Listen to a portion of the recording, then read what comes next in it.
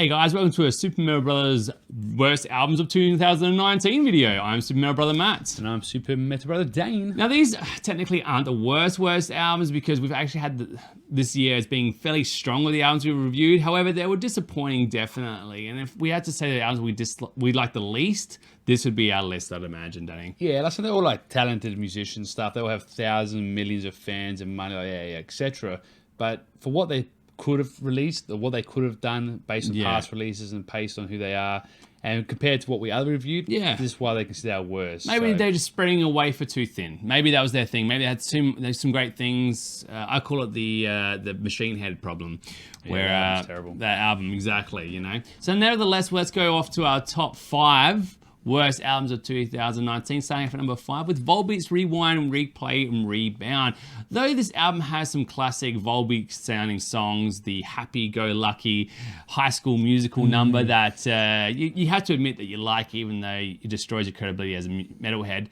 They also have the problem with this album being incredibly long and too much filler, and songs that just a little bit spread too thin, Danny. Yeah, exactly right. Compared to their last album they released, 2-3 years back, that was a great album. Loved well-written songs, good punch. There were some 1 or 2 like hits, misses there, but this one here was just nothing stood out. It was just very disappointing. That album you could play at a party, everyone's gonna love it. They're gonna turn around and say, "Who's that band playing?" And you're gonna be like, "Oh, it's Volbeat." I'm like, I thought it was Nickelback. I'm like, no, these guys are good. But this album not so much. It's just a little too much, and the band maybe tried to do a little too much ambition with the album, or maybe they were told by the label to do more. Who knows? But at the end of the day, it's hard for a band that is about 3 to 4 minute songs to write a bunch of that to be this long. You know, it's not a prog masterpiece. It's not something that you sit down there with a glass of wine in front of the record player staring into the oblivion. It's and we live in Australia, so it doesn't look too far off. But there you go. This album, unfortunately, not good enough. No, disappointing. So hopefully they can rebound.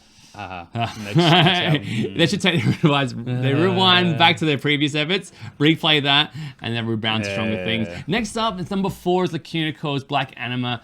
Again, this album felt a little bit like the label telling them, or at least suggesting to them, that their other styles or songs need to kind of go away and replaced by what's hot. And right now, you can tell Gojira's hot. And Slipknot's hot. And this album's got those songs. But later on the album, they touch on what Lacuna Coil used to be, so there's a little bit of that. However, if you want a goth metal masterpiece, there's bands like Pythia, the solace of ancient. Well, yeah, that's right. Truth, Ancient. Yeah, Ancient Truth. And you can go to that album and you can get it. And there's a band that's definitely hasn't compromised their sound and scared away from a certain aspect of their musicianship.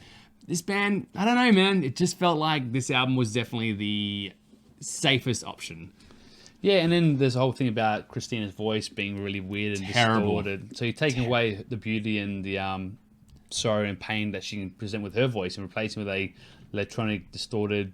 What have they done to Christina? Effect. Yeah, and it's a shame because we reviewed that album, the song they released in the film clip, and that was a great song, very like dynamic, energetic, all that good stuff. And then the rest of the album, it didn't seem to drag. Even the first song was like, why are you doing this first track for? It had these opening tracks which don't add to the album or don't fit in the concept or the theme or nothing. They're just chucked there for what? Artistic expression or waste. Just don't do it. It doesn't. It's a pointless thing. No one will even play that song again. So just people need to stop doing that. In 2020, people have to stop with the waste first track. Anyway, let's move on to our next set. Number 3, Tool's album Fear Inoculum. I think for hardcore Tool fans, this should be number 1 on their list. And you know what? We're not going to argue that. However, we will suggest that maybe those instrumentals are pretty shit.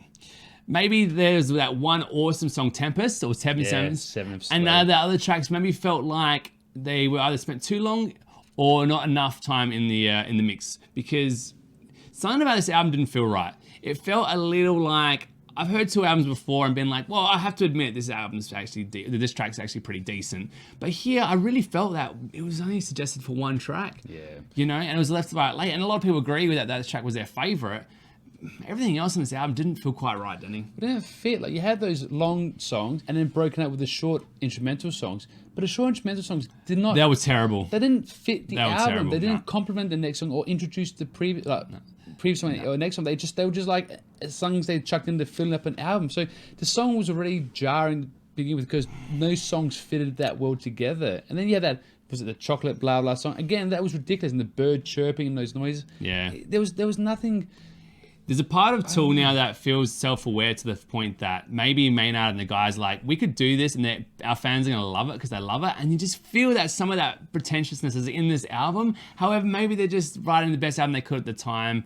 I don't know what their reasons were, but it just doesn't feel like a solid album for us. Nah, I'm waiting so long for this album to come out. It was appalling as well. Like, and the thing what I don't know how they trick the listeners that if you hear these like long epic songs, the last minute or 30 seconds they made a very energetic or dynamic, which kind of goes, oh, this must be good. So I get so excited because you just remember the end being great. Yeah, it's kind of like when you watch like TV shows and they do like a twist in the last minute of an episode. Like, oh, I gotta watch that next episode now because that twist.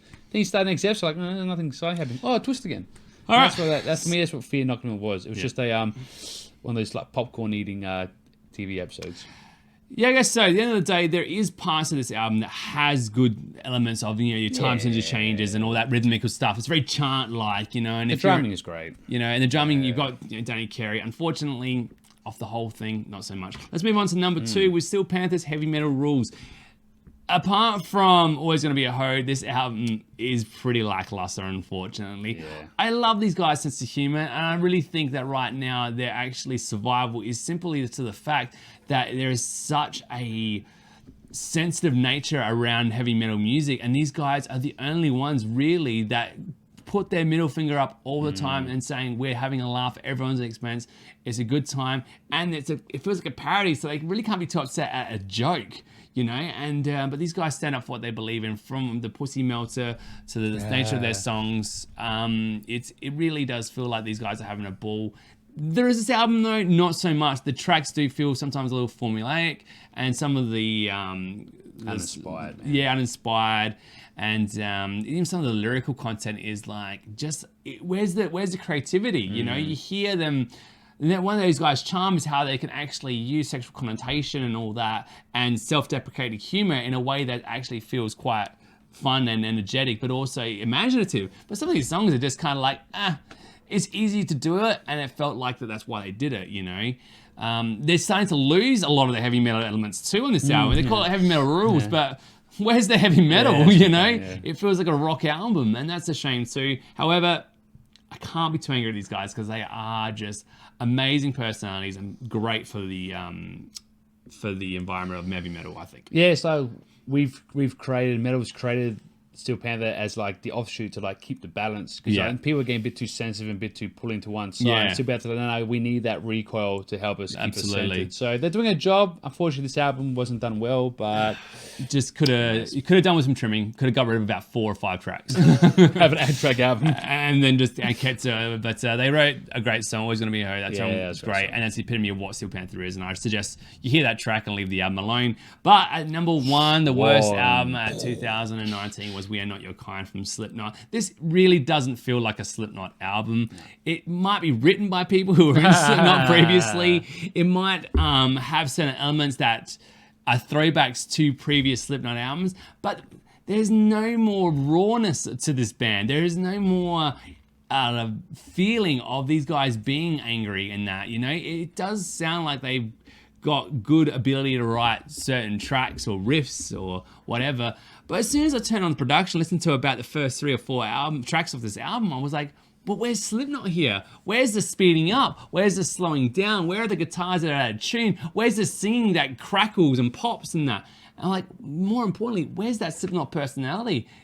Iowa was one of the greatest new metal albums of all time for those reasons, because it was so imperfect. Yet it encapsulated how it was to be in the 90s with being a teenager. It was just perfect. It really captured an anger and a frustration about the world and how we deal with our emotions and all that. But what is this album, We Are Not Your Kind? Where does this fit? Where does this feel like as a Slipknot album? And it's the biggest problem I found with it, is that they know what their greatest successes were, but they just can't recapture it, and they're trying to, which was kind of like, well, what are you doing? It felt like it was lost. It felt like they're ripping themselves off at times, but at other times it just felt like they were following the industry that they were running away from the whole time, and that's the biggest thing. It felt very safe, and for a band like Slipknot, it doesn't feel right.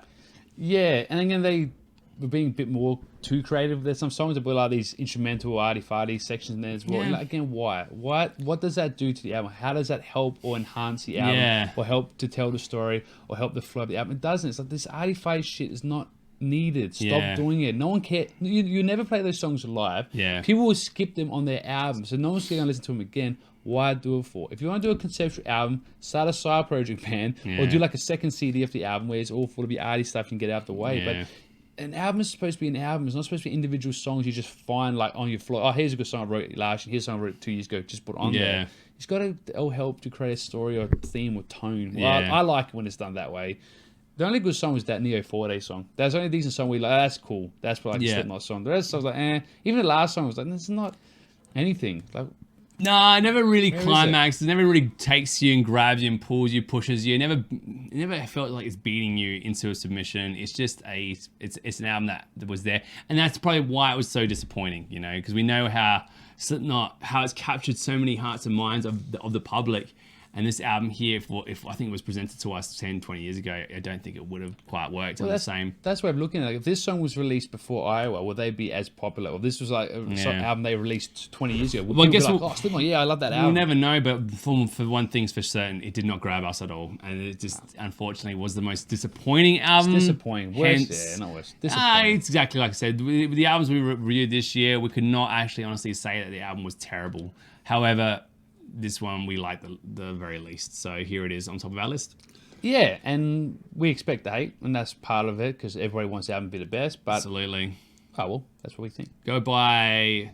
This is the thing, even the Three Teeth album got up in front of this, which, you know, again, another new metal album, but at least there's something about that's had a Yeah, little at least bit they had more a personality theme. to it. Like, it was all electronic, and the vocals were electronic. all At least they for had, sure like, is some sort a of, like, world. concept to the world. It had something. Yeah. This didn't have that. Oh, never mind. And with that, we are at the end of our Super Metal Brothers Worst of 2019 lists. If you want to leave us a comment underneath how much we're wrong and where Slipknot should be on our top 10 list, well, you're more than welcome to.